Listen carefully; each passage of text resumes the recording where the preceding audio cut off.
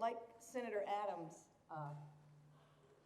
I've spoken on this floor many times myself, and I've never been quite as nervous. Not because I'm not sure of my position or how I feel or what I think is the right thing to do, because I'm not sure what's going to happen, and that's rare for the New York State Senate. Rarely do we not know the outcome of bills before they come to the floor. And rarely have we faced an issue as important as this without knowing the outcome. Tens of thousands of New Yorkers' lives are hanging in the balance in this debate. They are either going to go home today knowing that we made history here in New York State, or they're going to go home incredibly disappointed, but certainly unbowed, and the struggle will continue. But I hope that we are going to make that history here today. I hope that we're going to take that step forward to continue the promise of Thomas Jefferson that Senator Schneiderman so eloquently talked about, or eradicate the inequality that Senator Adams described so painfully. I hope that we're going to make that choice. Because I reject, even though I have great respect for Senator Diaz, and I do, and he's not here, but I do have great respect for him, and I have great respect for his religious convictions. But this vote is not about politics. It's not about Democratic politics or Republican politics. It's not about who contributed to what campaign. It's not about who tried to make this body one party or another. It has absolutely nothing to do with this. This vote is about an issue of fairness and equality, not political. It is about the fairness of people who are of the right age, of sound mind, who choose to live together, share everything together, and want to be able to have the protections that government grants those of us who have the privilege of marriage and treat it so cavalierly in our society. That's all this is about. Whether Senator Duane and his partner Lewis, who are two of the most committed people I've ever met. I will tell you, I'm over the age of 40, and that's all you're going to get from me. But I've never been able to maintain a relationship of the length or the quality that Tom Duane and Lewis has. Why should they be denied the right to share their life together? I don't know Assemblyman O'Donnell's partner, but I know he is as committed to him as Tom is to Lewis, and as my friend Matt Titone is to his partner Josh.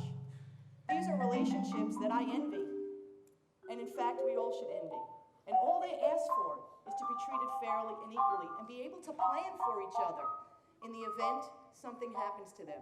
The same way Senator Lanza does with his wife Marcelle, or Senator Flanagan does with his wife, or any of those of us here who are married are able to plan and protect the person that we love. I've also been lobbied, quite interestingly on this bill, by people on both sides.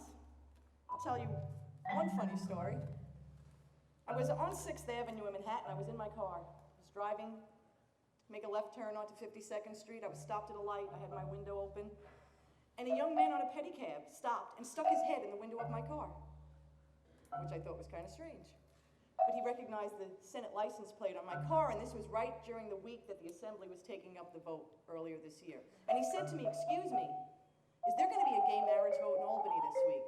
And I said, yes, the Assembly's going to take it up, but the Senate probably won't take it up anytime soon. I'm not sure when. And he said, "Are you going to vote for it?" And I said, "Yes, I am." And he said, "Why?" And I said, "Because I believe that people should be able to share their life with whoever they want, and the role of government is to administer that contract that they agree to enter into." And he stopped and he said, "But they're changing the definition of marriage." And I said, "Don't get so excited about this marriage stuff." I said, "Think about this. We just met, you and I, right here at the stoplight. You stuck your head in the window of my car." I said, "Do you know tomorrow we could go to City Hall, we could apply for a marriage license, and we could get married?" I said, "And nobody there will ask us about the quality of our relationship, or whether we've been committed to each other, or any of those things. They will issue that marriage license and we can get married." And he said, "Yes, that's true." I said, "And do you think we're ready for that kind of commitment?" And he stopped and he said, "I see your point." And that's really what this is about.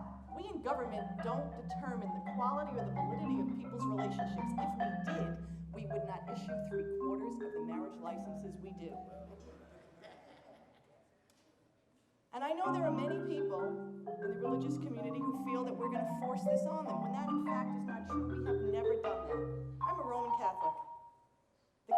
church has the right to deny me the sacrament of marriage if they determine the person I choose to marry is unfit or our relationship doesn't meet their standards. City Hall does not have that right. That will not change under this bill. That will never change. Religious institutions can continue to practice discrimination with respect to the sacrament of marriage. We don't, we shouldn't. We should not do it for gay and lesbian couples. I know many people are concerned about the destruction of the sanctity of marriage as well, and they view this as a threat. But let me ask you something, ladies and gentlemen. What are we really protecting? When you look at the divorce rate in our society, turn on the television. We have a wedding channel on cable TV devoted to the behavior of people on their way to the altar. They spend billions of dollars, behave in the most appalling way, all in an effort to be princess for a day. You don't have cable television? Put on network TV.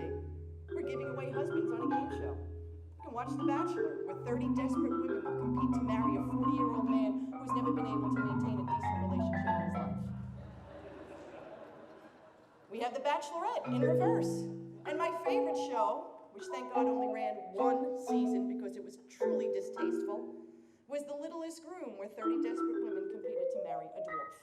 That's what we've done to marriage in America, where young women are socialized from the time they're 5 years old to think of being nothing but a bride. They plan every day. There's what they'll wear, how they'll look, their invitations, the whole bit.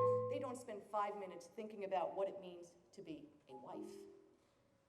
People stand up there before God and man, even in Senator Diaz's church. They swear to love, honor, and obey. They don't mean a word of it. And so, if there's anything wrong or any threat to the sanctity of marriage in America, it comes from those of us who have the privilege and the right, and we have abused it for decades. We have nothing to fear from Tom, Dwayne, and Lewis. We have nothing to fear from Danny O'Donnell and his partner. We have nothing to fear from people who are committed to each other, who want to share their lives and protect one another in the event of sickness, illness, or death. We have nothing to fear from love and commitment. My only hope, Tom, is that we pass this bill, the governor signs it, and then we can learn from you, and you don't learn from us. I vote aye.